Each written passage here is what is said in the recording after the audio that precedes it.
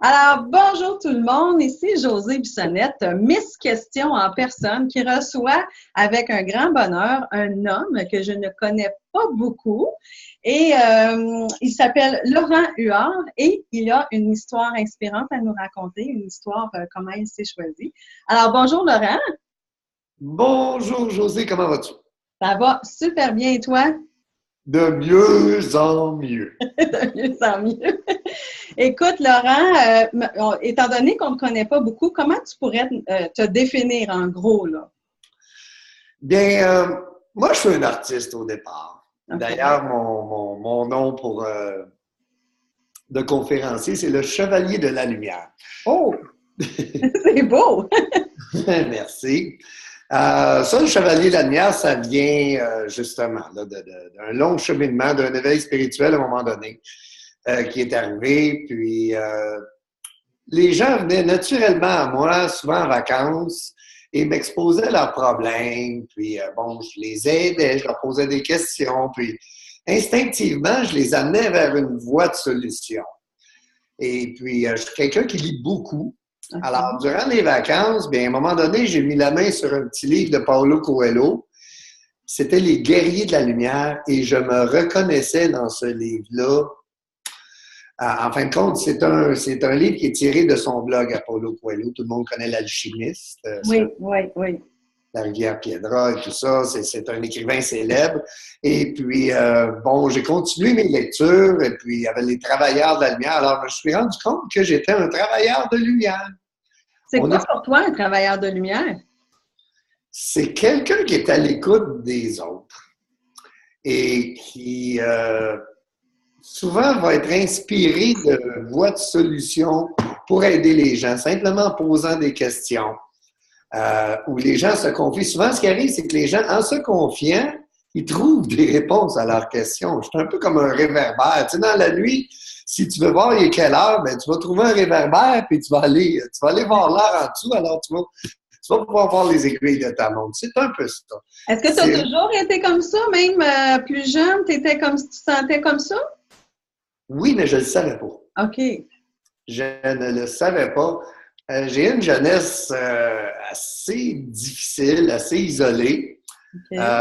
Ma mère m'a été enlevée à l'âge de 5 ans. C'est-à-dire que mon père m'a enlevé à ma mère, puis il m'a caché chez ma grand-mère, chez ma tante, puis j'ai pas revu ma mère pendant plusieurs années. Oh. Assez qu'à l'adolescence, à un moment donné, j'ai fugué et quand je l'ai retrouvée, je l'ai pas reconnue. Oh my God, OK. Ouais, c'est l'histoire de ne pas reconnaître sa mère, ça crée une grosse dépendance affective. Oui, j'imagine, hein? Oui. J'ai été 5 ans en thérapie pour aller analyser ça, fouiller ça, gratter ça. Et puis, j'ai dû reprendre contact avec ma mère. J'ai dû réapprendre. J'ai dû apprendre carrément à aimer ma mère comme une mère. Mm-hmm. Parce que je n'avais pas j'avais pas cette fibre-là avec ma mère. Je sais pas comment expliquer ça, mais souvent je regarde d'autres gens avec leur mère. Moi, je ne l'ai pas, ce contact-là. Puis, est-ce que à ce moment-là, est-ce que tu avais de la colère? Est-ce que t'en voulais à quelqu'un, que ce soit ton père ou ta mère, t'avoir abandonné? On ne comprend pas tout le temps le pourquoi que c'est arrivé, dans le fond, quand on est jeune. Ben, ce qui est arrivé, c'est que moi, je suis né en 1960 et ma mère m'a eu à 17 ans. Alors, elle s'est mariée très jeune. Okay. Et puis, à un moment donné, elle a eu un enfant avec le meilleur ami de mon père. On demeurait dans un petit village de 5 habitants. Mon grand-père était marchand général. Mon père était secrétaire trésorier de la municipalité. Beaucoup d'engagement. S'occupait pas de ma mère. Et ce qui est arrivé, bon, ma mère a eu un autre enfant qui n'était pas de mon père. Okay. Mon père a très, très mal pris ça. Et par vengeance, il m'a utilisé pour assurer sa soif de vengeance. Puis il m'a dépeint ma mère comme la pire des femmes sur la terre et tout ça. Assez que probablement c'est mon cerveau qui a occlu l'image de ma mère. OK, ouais. Parce que ma mère m'était dépeinte en noir d'un travers à l'autre. Sauf qu'à l'âge de 15 ans, j'ai retrouvé ma mère. Mhm. Et bon, au travers de ma thérapie, je l'ai faite au travers de ma mère. Et j'ai su le fin fond de l'histoire que je ne vous conterai pas ici. Mais ça, ta thérapie que tu penses, c'était à l'âge, là, mettons, de l'adolescence, là, que tu étais allé en thérapie 5 ans ou c'est plus tard? C'est beaucoup plus tard. OK, OK. Beaucoup plus tard, c'est dans les années 2000. Mais quand tu l'as retrouvé à l'âge de 15 ans, après, est-ce que tu as continué à la voir? Oui, mais sporadiquement. OK. Très sporadiquement. Parce que là, à 15 ans, moi, je suis un artiste. Alors, déjà à cette époque-là, je commençais à chanter dans les clubs. À Montréal, il y avait des clubs, des concours d'amateurs qu'il y avait avec Ouais. Stéphane, Jean-Loup, Jean-Simon, celui qui a découvert Ginette Renault, entre autres, tout ça. Et à 15 ans, je chantais comme le petit Simard. OK. Et je chantais aussi des chansons d'Elvis. J'ai un registre de voix très, très grand. Et puis, bon, j'avais été chez les sœurs où est-ce qu'on apprenait à chanter, la chorale, tout ça. Puis j'ai toujours été dans la musique. Alors, j'avais une vie quand même. Moi, j'ai toujours été élevé seul. Mon père, bon, il me déplaçait souvent. Alors, j'ai été très autonome et très mature, très jeune. Et je m'arrangeais avec mes affaires. Alors, je voyais ma mère sporadiquement. C'est quoi le déclencheur qui a fait que tu as dit, oh, Pelaye, là, faut que j'aille en thérapie, là, faut que j'aille régler quelque chose avec ça, là? C'était Bon, quoi? OK. Jouer dans les clubs, j'ai fait 15 ans de club. Et puis, mon histoire arrive là. Je me suis marié, j'ai eu des enfants, tout ça. Et la veille de la fête de ma fille, de ses 3 ans, Oui. je m'en allais dans le tunnel La Fontaine. J'étais complètement sous au volant. OK. Il me restait 35 dans mes poches.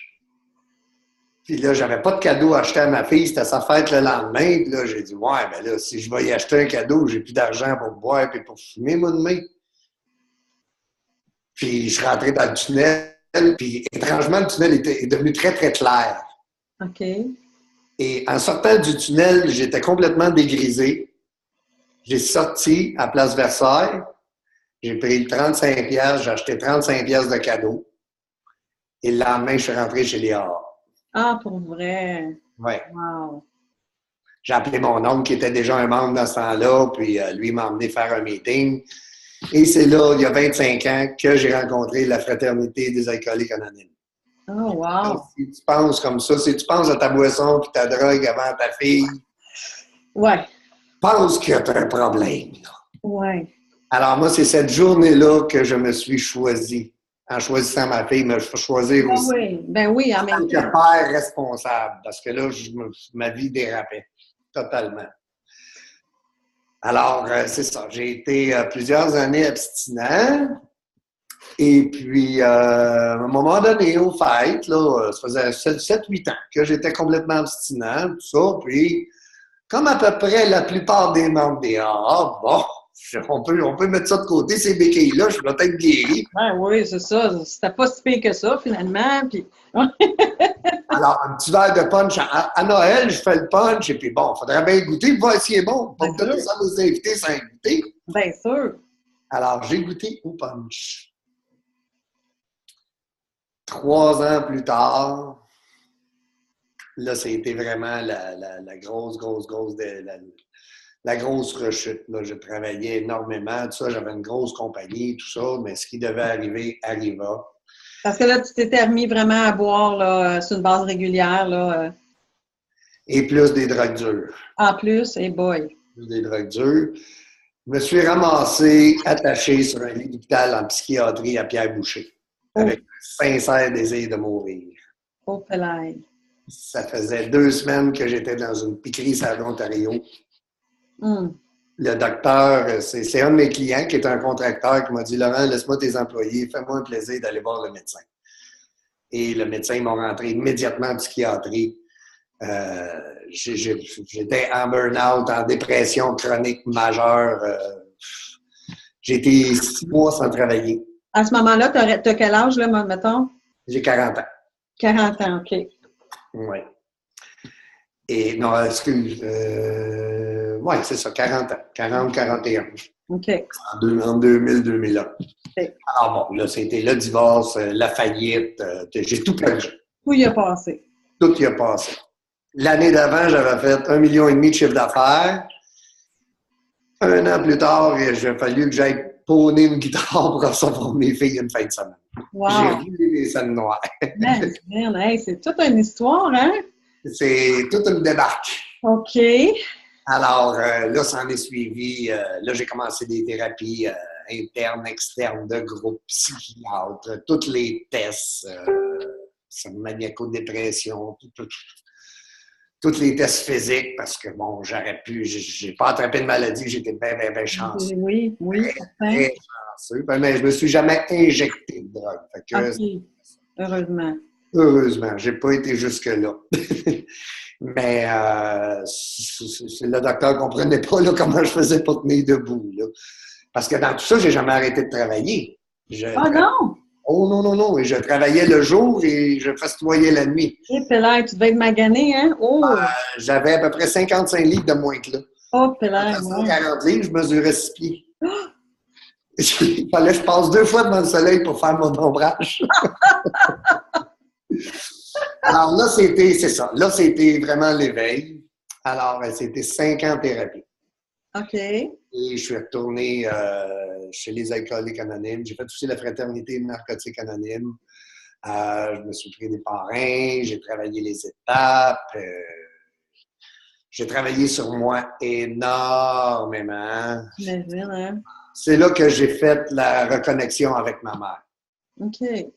Quand je sortais de thérapie, j'allais voir ma mère, puis on jasait ensemble, puis on avait beaucoup de chemin à faire, parce que dans mes dernières années de consommation, là, je l'appelais, puis c'est pas joli, là. Mais elle aussi, elle devait avoir du chemin à faire par rapport au fait qu'elle ne t'a pas eu pendant toutes ces années-là. Elle aussi, là, elle avait des blessures là-dedans, là. Oui, elle a écrit beaucoup, et on a échangé énormément, et on s'est apporté beaucoup.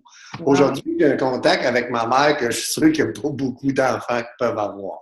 Oui, c'est le fun d'entendre ça, Colin. Parce qu'il a fallu ouvrir. Nous autres, on n'était pas au choix, là. Moi, j'ai pas de tabou avec ma mère. Et ma mère non plus envers moi. Ben, il y a un côté qu'on garde, là, mais... Oui. On a notre petit jardin secret quand même, là. C'est ça. Mais je veux dire, je suis sûr qu'il y a bien des sujets que... Ben, je peux pas parler pour tout le monde, mais en tout cas, moi, j'ai eu à ouvrir énormément, et ma mère aussi. Donc, il y a une belle ouverture de part et d'autre. Oui, parce que moi, j'avais le côté noir et le côté blanc des deux versions, et elles étaient totalement contradictoires. J'imagine. Totalement contradictoires. Il a fallu que je la trouve, la vérité, là-dedans. Oui. OK. Puis, fait que suite à ça, il a fallu que j'apprenne à pardonner à mon père. Oh boy, OK, ouais, c'est ça, c'est une autre affaire, là, après, là. Ça, c'était une autre affaire.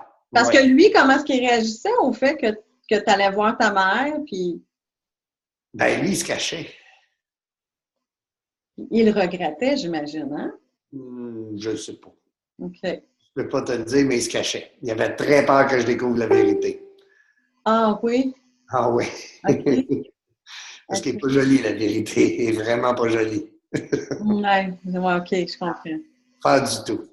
Puis, même à ce jour, moi, j'ai dit à mon père, pendant mes thérapies, je lui disais, papa, à un moment donné, il va falloir s'asseoir et se parler, toi et moi. Là. Il veut pas ça, là. Il veut pas aller là, hein? Non. Il n'y a jamais été. Il y a 3 ans, j'ai abandonné. OK. Il y a 3 ans. Là. Même quand Nathalie Simard, à un moment donné, est sortie du placard, j'ai pensé même piéger mon père. Faire la même chose. Pour en venir à bout. Pour lui faire cracher le morceau, puis à un moment donné, mais je me suis rendu compte que ça n'avait pas de raison d'être. OK. Que ça ne m'apporterait rien de plus. Tu ne pouvais pas guérir par la violence, mettons. Non. Puis après ça, il a fallu que je m'apprenne à me pardonner de l'avoir tant détesté. Ah, c'est tout un cheminement, hein? C'est vraiment tout un cheminement que tu as passé, là. Oui, je commence à être équipé, pas pire. Puis, à travers ça, aujourd'hui, là, tu sais, je veux dire, on s'entend que tu en as vécu pas mal, là. Oui. Comment tu fais au quotidien, aujourd'hui, pour te choisir puis rester dans ça? Mon Dieu, donne-moi la sérénité d'accepter ces choses que je ne peux changer, le courage de changer celles que je peux Et surtout, pour moi, la plus importante, Ah, la c'est- sagesse d'en connaître la différence. ouais. Parce que j'ai longtemps été porté à pousser sur des affaires que je ne pouvais pas changer et à ne pas changer celles que je pouvais changer. Exact. C'est ça. Tu voulais changer les autres, là, puis tu voulais. Oui, oui, oui. Je comprends. Moi, je me dis que je vais de mieux en mieux. C'est merveilleux, ça! Puis là, ben, quand tu te décris chevalier de la lumière, conférencier, j'imagine c'est pour partager ton expérience que tu as vécue, là. Ben oui. Moi, ça, c'est venu l'an dernier. Je suis allé en voyage, justement, j'ai rencontré une amie et on est allé dans un resort tout inclus. Moi, je vais t'avouer, j'en ai fait beaucoup. Je cours plus après ça beaucoup. Il y a OK. des milieux de consommation excessive de boissons pendant une semaine, 2 semaines. Je suis jamais bien. Moi, à 4 heures l'après-midi, je suis pas au même niveau que tout le monde. Non, c'est sûr. Les autres, ils les trouvent bien drôles, mais moi, Oui, je comprends. alors, je voyage autrement. Disons, je vais plus dans les casas particulières du côté chez l'habitant. Maintenant, je parle espagnol, tout ça. Alors, ça me facilite la vie. Puis, j'aime mieux découvrir les mentalités, comme au Costa Rica, au Nicaragua. Je suis souvent en Amérique latine, en Amérique du Sud. Alors, je suis allé dans un resort avec elle. Parce qu'elle ne voulait pas voyager comme ça. Là, moi, c'est un 5 étoiles. Bon, OK, c'est correct. On peut bien y aller. Fait que là, en revenant de là, elle s'est posé la question à savoir comment est-ce que tu fais pour ne pas consommer d'alcool entouré de même? Elle dit, tu peux même pas prendre un verre de vin ou. Non. Non. C'est mieux pas. Dans mon mode de vie, dans ma philosophie, j'ai essayé de goûter à du punch déjà, puis ce que ça m'a amené. Ouais, c'est ça. Tu veux pas ça. Je veux plus ça, maintenant c'est moi. Alors, elle, ce qui est arrivé, c'est qu'elle est allée chez Alanon pour comprendre un peu c'était quoi ce mode de vie-là. Elle était curieuse. OK. Alors, elle a fait quelques réunions seulement. Elle me dit, hey, c'est merveilleux ce mode de vie-là. Elle a un poste de direction dans une grosse entreprise publique. Et puis, est un peu tout le temps comme entre les ressources et les patrons. Il y a énormément de stress, énormément de conflits. Elle a appliqué cette méthode-là dans sa vie. Puis elle a dit, mon Dieu, ça devrait être enseigné à tout le monde, ça. Pas juste aux dépendants. Ben oui, puis souvent, j'entends ça dans les meetings, dans les partages, les vieux membres. Moi, je suis content d'avoir vu, connaître ça, ce mode de vie-là aujourd'hui, parce que je suis 100 fois plus heureux que bien du monde qui n'ont jamais vu de leur vie. Ouais, ouais. Il y a beaucoup moins de médisance, il y a énormément d'entraide dans cette fraternité-là. Il y a énormément de gratitude. Puis, ce qui arrive, c'est que nous conservons ce que nous avons en le partageant, en l'offrant aux autres. Alors, On peut offrir ce qu'on a. et voilà. Et c'est un donnant-donnant, c'est du win-win situation. Quand tu prends le mode de vie comme il faut, tu l'appliques vraiment, que tu fais ta première étape, que, tu sais, dans le fond, on n'a pas le contrôle sur rien dans la vie. Moi, j'en viens toujours à l'image de la petite famille qui s'en allait à Laval un beau samedi après-midi quand le pont de la Concorde leur est tombé sur la tête. Ouais. Il y avait pourtant le contrôle de la voiture, là. Ouais, ouais. Mais il n'y avait pas le contrôle sur leur vie. Non, c'est certain. Et une des plus grosses dépendances que je remarque dans ce monde-ci, on l'a vu avec la petite Huard Bordua, là, justement, la petite fille là, que son chum a tuée, c'est la dépendance affective. Affective, ouais. Parce qu'on vient au monde dépendant affectif. Quand on est bébé, on est totalement dépendant de notre mère. Oui. Et la dépendance affective s'en va au fur et à mesure qu'on acquérit une maturité émotionnelle. Avec l'éclatement des couples, avec le fameux téléphone, tout ça, je regarde les jeunes. Oui, il y a des beaux jeunes, mais avec le phénomène des tanguis, tout ça, autant chez les garçons que chez les filles, je trouve que la maturité émotionnelle vient tard. Qu'on a de plus en plus de dépendance affective, de dépendance quelconque. Les jeunes sont de plus en plus vite dépendants aux drogues, à la boisson, au sexe, au téléphone, à Facebook. C'est vrai. Mais en même temps, les gens sont portés à s'isoler à travers tout ça. Malgré qu'ils sont dépendants de ça, les gens s'isolent, si tu remarques, avec leur téléphone, le virtuel, tout ça. Les gens, à travers ça, s'isolent. Absolument. Et l'autre chose aussi qui est arrivée, c'est qu'on a foutu la religion dehors, le catholicisme. Ce que l'homme en a fait n'est pas très joli.